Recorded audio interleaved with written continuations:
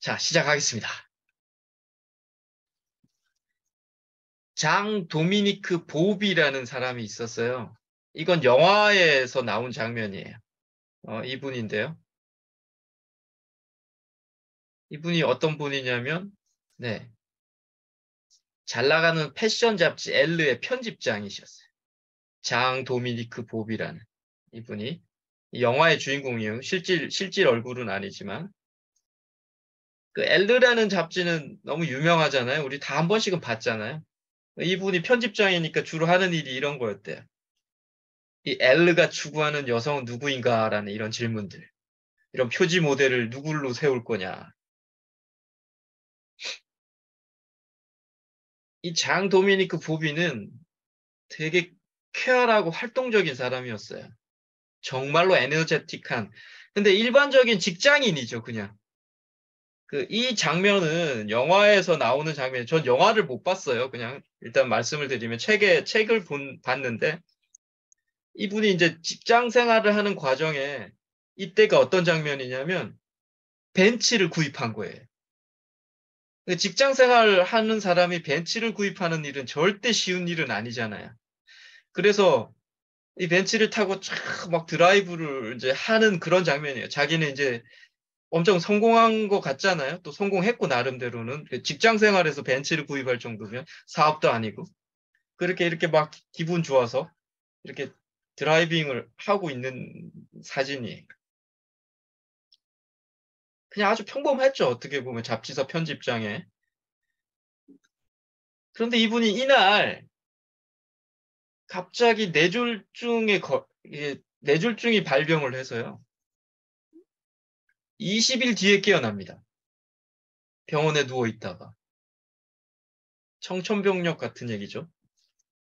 그래서 몸은 잠수정에 갇힌 것처럼 꼼짝도 못하는 신세. 이 잠수정이라는 게 우리가 바다에 이렇게 뭘 타고 바다 밑으로 쭉 내려갈 때 배에서 이렇게 끌어올리고 하는 이런 거 있잖아요. 사람이 딱 들어가면 이렇게 움직이지 못하고 바다만 쳐다볼 수 있는. 그래서 배 위에서 이렇게 줄로 내리면 쭉 들어갔다가 또 쭉 올라오고. 그걸 잠수종이라고 그러더라고. 그래서 이런 표현을 하죠, 이분이. 몸은 잠수종에 갇힌 것처럼 꼼짝도 못하는 신세에 앞을 보기는 하지만. 그때 나이가 이분이 43세예요.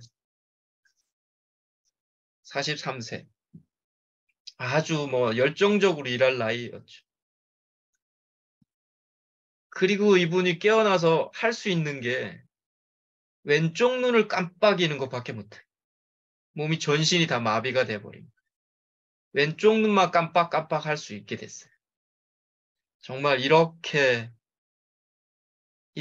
잘 나가고, 이렇게 멋진 차를 타고, 이런 일반적인 사람이 뇌졸중 해서 깨어났는데, 딱 왼쪽 눈만 깜빡깜빡 할 수 있을 줄. 처참했죠. 책에 이런 문장이 나옵니다. 일주일에 한 번 목욕도 내게 절망과 한의를 안겨준다. 몸이 욕조 속에 잠기는 감미로운 순간이 지나면 순식간에 물장구를 칠 수 있었던 지난날에 대한 향수가 엄습한다. 따뜻한 차나 한 잔의 위스키 혹은 감칠맛 나는 책이나 수북한 신문 더미를 벗삼아 발가락으로 수도꼭지를 조절해가며 욕조에 오랫동안 몸을 담그곤 했었다. 목욕의 즐거움을 상기할 때만큼 현재 내 상태가 비참하게 느껴지는 순간은 많지 않다. 자기 스스로 목욕도 못하는 신세가 됐기 때문에 뭐 이게 충분히 이해가 가더라고요. 보면서 와 그렇겠구나. 그리고 이런 얘기가 또 나오죠. 10살, 8살 테오필과 셀레스트 그러니까 자식들이 눈앞에서 사랑스럽게 제잘 그리고 노는데 안아보지 못하는 삶. 자기가 움직이질 못하기 때문에. 그리고 이런 얘기도 나옵니다. 지금 현재로서는 끊임없이 입속에 과다하게 고이다 못해 입 밖으로 흘러내리는 침을 정상적으로 삼킬 수만 있다면 세상에서 가장 행복한 사람이 된 기분일 것 같아. 이렇게 옆으로 삐딱하게 누워서 왼쪽 눈만 깜빡깜빡하니까 침이 계속 고이나 봐요. 침이 질질질 흘러내리는데 자기가 이걸 어떻게 할 수가 없는 거예요. 움직이질 않으니까. 그래서 정말 침만 제대로 삼킬 수만 있어도 정말 행복한 사람이 될 것 같다라는, 정말 우리랑은 전혀 다른, 20일 전하고는 전혀 다른 지금 삶을 자기가 막 이렇게 펼쳐지고 있는 거죠.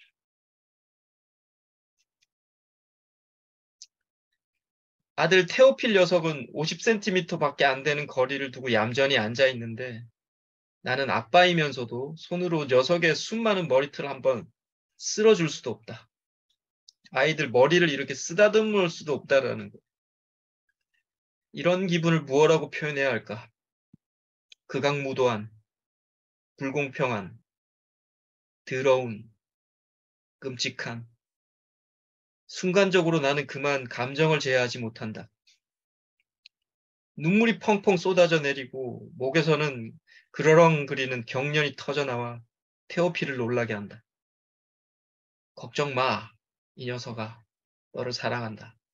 이게 지금 책에 있는 내용이에요. 제가 조금씩 옮겼습니다. 충분히 이런 기분 들 거예요. 그죠? 갑자기 이렇게 됐으니까 불공평하고 극악무도하고 끔찍하고,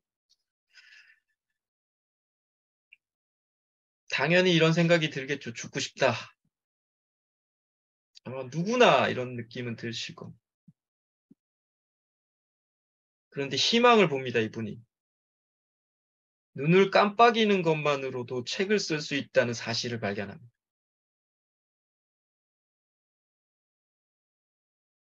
프랑스에서는 이렇게 사용되는 빈도에 따라 철자를 배치한 표가 있어요. 이 표대로. ESARI.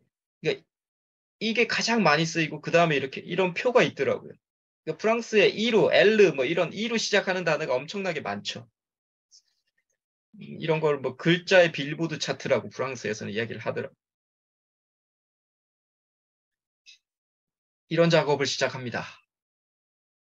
자신이 원하는 단어를 왼쪽 눈으로 깜빡이고 언어 치료사에게 이렇게 전달합니다. 네는 한 번, 아니오는 두 번. 잘못 적으면 눈을 계속 깜빡깜빡, 왼쪽 눈만. 이렇게 해서 글을 한 자씩 한 자씩. 정말 엄청나게 지루하고 고통스러운 작업이었겠죠.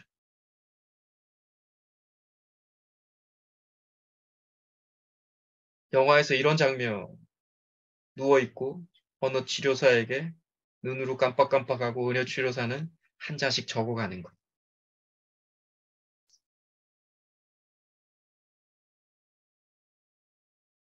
1년 3개월 동안 눈을 20만 번 이상 깜빡여서 130쪽에 달하는 책을 출간합니다. 이게 우리나라에서도 번역돼서 나와 있는 잠수정과 나비라는 책. 장 도미니크 보비가 하루 종일, 이분이 뭐 체력적으로도 약하기 때문에 누워있는 게 3-4주를 썼대요. 근데 이게 자기가 깨어있는 시간이 한 6시간 정도가 에너지가 좀 되는 시간이, 그러니까 6시간 동안 3-4줄 눈을 깜빡이면서 언어치료사에게 전달하는. 정말 몇 자 안 되죠.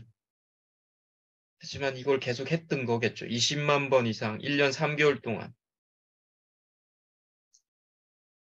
이런 얘기가 또 책에 나옵니다. 왼쪽 눈 말고 멀쩡한 게 2개가 있다, 자기한테는. 상상력과 내 기억들이다. 그렇죠? 우리 인간이 다른 동물들하고 다른 건 상상력과 자신의 기억들이죠. 상상력을 또 이렇게 이야기합니다. 내가 잠수정에서 벗어날 유일한 수단이다. 뭐든 누구든 어디든 다 상상할 수 있다. 해변에서 바닷바람에 나를 맡기고 사랑하는 여인을 마음껏 안을 수 있다. 다 상상할 수 있다라는 거죠. 다 기억해낼 수 있고. 상상 속에서는 안 되는 게 없지. 어릴 적 꿈대로 살아도 보고 어른이 되어서는 야망도 이룰 수 있지만 지금 원하는 건 오직 본래의 나를 기억하는 것뿐이라고 적어 놓습니다.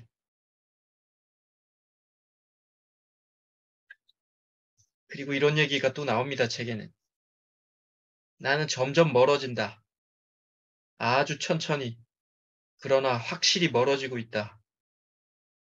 죽음으로 가고 있다는 얘기겠죠. 항해 중인 선원이 자신이 방금 떠나온 해안선이 시야에서 사라져가는 광경을 바라보듯이 나는 나의 과거가 점점 희미해져 감을 느낀다. 예전의 삶은 아직도 나의 내부에서 불타오르고 있지만 점차 추억의 재가 되어버린다. 잠수종이 한결 덜 갑갑하게 느껴지기 시작하면 나의 정신은 비로소 나비처럼 나들이 길에 나선다. 점점 자신의 신체나 기억이나 이게 죽어가고 있다는 걸 지금 표현하신 거죠.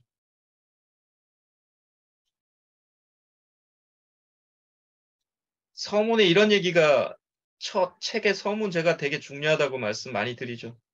서문에 이런 얘기가 나옵니다. 군데군데 벌레 먹은 커튼이 우윳빛으로 뿌옇게 밝아오는 걸 보니 새벽이 오는 모양이다.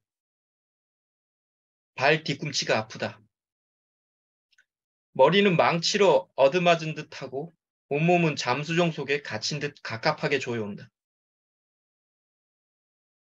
나는 사랑하는 이들의 사진과 아이들이 보내온 그림, 포스터 등을 차근차근 살펴본다. 내가 6개월째 바위에 붙어 사는 소라 개처럼 몸을 붙이고 있는 침대 위로 솟아오른 막대기도 눈에 들어온다. 서문인데 자신이 아침에 일어났을 때 보여지는 상황을 그냥 그대로 표현한 거죠. 아이들이 보내온 그림, 포스터, 뭐 이걸 그냥 그대로 제가 사실관계를 잘 표현하라고 책 쓰기에서도 참 말씀 많이 하죠. 뭐 이분도 그대로 이렇게 표현한 거예요. 뭐 감정이 별로 없죠. 그냥 사실을 그대로 표현한 거죠. 본문의 마지막 문장입니다. 클로드가 인쇄체, 클로드는 아까 말했던 언어 치료사예요. 자기 글을 한 자씩 받아들였던 사람. 클로드가 인쇄체의 확실한 필체로 우리의 이야기를 써내려간 청색 겉장의 큼지막한 공책.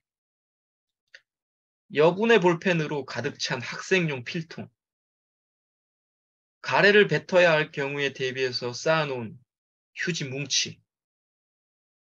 커피를 마시러 가기 위해 클로드가 가끔씩 동전을 꺼내는 빨간 지갑.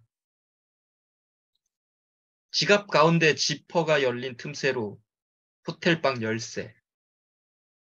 지하철표 한 장. 4등분으로 접힌 100프랑의 지폐 한 장이 보인다. 낯익은 풍경을 대하며 나는 막막한 심정이 되어 생각에 잠긴다. 열쇠로 가득 찬 이 세상에 내 잠수종을 열어줄 열쇠는 없는 것일까? 다른 곳에서 구해봐야겠다. 나는 그곳으로 간다. 이게 마지막인데 결국 나는 죽으러 간다라는 얘기를 하는 거죠. 근데 제가 이 마지막 문장을 보면서도 제가 우리 그 책 쓰기 수업 하시는 분들한테 단어를 연결지어서 결론을 맺는 것 제가 한 번씩 말씀을 드린 적이 있어요. 결국 이분도 약간 그런 거를 하고 있는 거죠. 사실을 그대로 써내고 있고 커피를 마시러 가는 빨간 지갑, 뭐 틈새로 보이는 호텔방 열쇠, 결국 마지막으로 내 잠수정을 열어줄 열쇠는 없는 걸까라는 열쇠와 열쇠를 하나 연결시켜서 자신의 결론을 하나 맺고 있는 거죠. 없다는 거죠. 이번 생에는. 이 현생에는 없다라는 거죠. 그래서 나는 그곳으로 가겠다라는, 네. 뭐 이건 제 생각입니다. 그토록 참담한 상황에서 글을 쓰겠다고 유인한 게 무엇일까라는 질문이 들더라고요.